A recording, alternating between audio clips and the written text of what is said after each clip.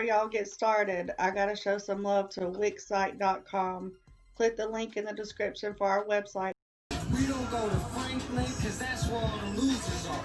I don't need no diamonds to be shining like a shooting star. Single shot pump, I just gotta load the shell in it. It hits so hard, it can backflip an elephant. Tell your mama buy your box, cause I'ma put a mail in it.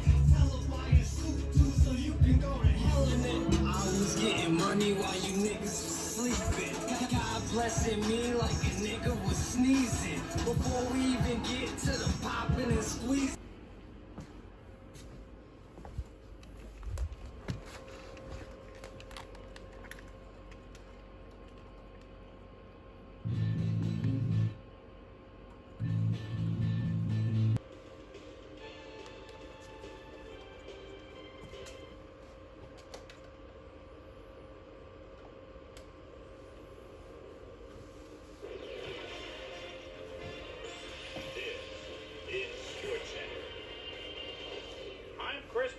Let's get straight to the action. In our first game this week, we had the Ravens come away with a 7-point win. The Eagles won this contest, but will stay in second place in the NFC East. In an AFC South matchup, we had the Texans pick up win number 7. Starvin Marvin Harrison played well despite the loss and showed us why he's ranked up at the top of the league. We had an interesting free agency pickup of note here. Trey's got the lowdown for us. Trey? All right, Chris. Let's switch gears and talk about players that'll have new homes in the National Football League, as free agency continues to play such a huge role in determining a team's makeup. Carl Williams is on the move. Perhaps not for all that he thought he'd get, but a good deal nonetheless. 3 years, $1.4 million. Frank Sanders is on the move as well as he signs a 3-year contract with the Colts. Damian Cook will be on the move. You see it there. He'll be getting a nice little payday, too. 3 years, $1.5 million. In the Queen City, Cincinnati, we had the Bengals squeeze out a 4-point victory. Falcons, Saints. Michael Vick is at the opponent's 29-yard line. He swings out as a safety valve. Look at him do this. The defense never saw it. Touchdown. The Falcons go on to win this by the final score of 28-24. Quincy Morgan hauled in over 150 yards receiving and helped his Browns beat the Dolphins. Up in Seattle Stadium, we had the Seahawks edge their way to a narrow 3-point win. The Panthers defense held their opponents to under 150 passing yards in their win at Tampa.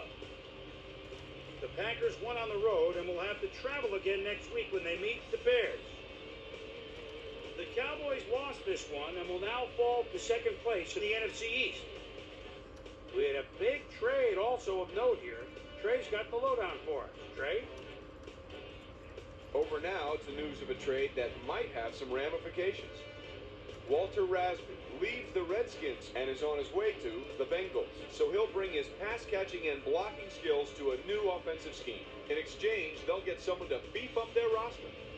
Kevin Kosmahan is a guy that ought to be able to fit right in with his new club, and he should make his presence felt over time.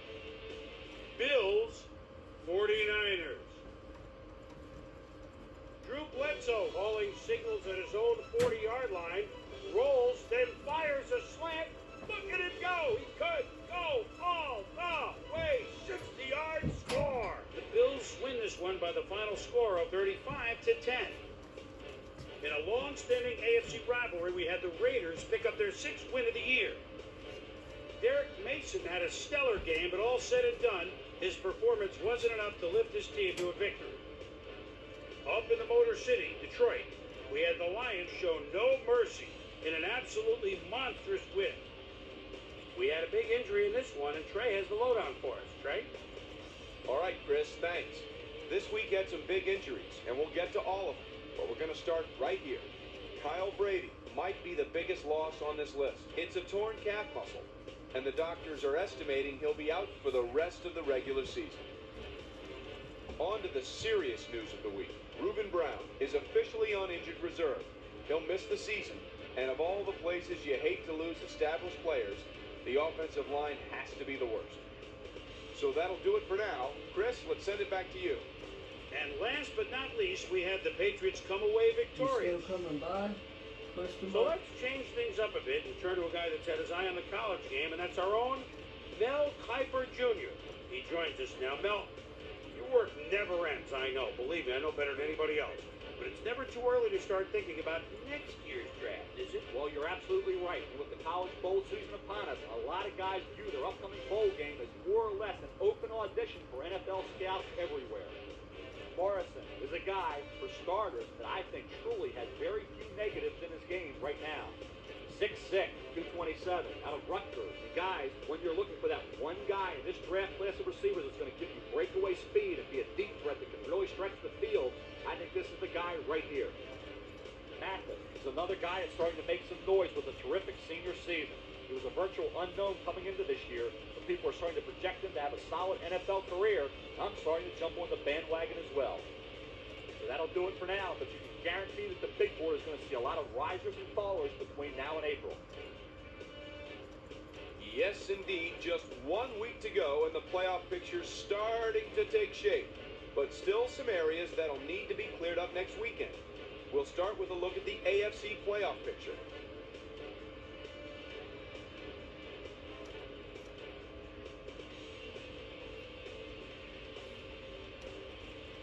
And that'll do it here for Pivotal Week 16. There's always plenty of surprises to go around and plenty of intrigue still to come. My primetime players each took his team to the next level, and each is going to take home a game ball. Great work, fellas. That'll do it, sports fans. I'm Chris Berman, and thanks so much for joining us here in the Bristol studios. We'll see you next week right here on ESPN, the worldwide leader in sports.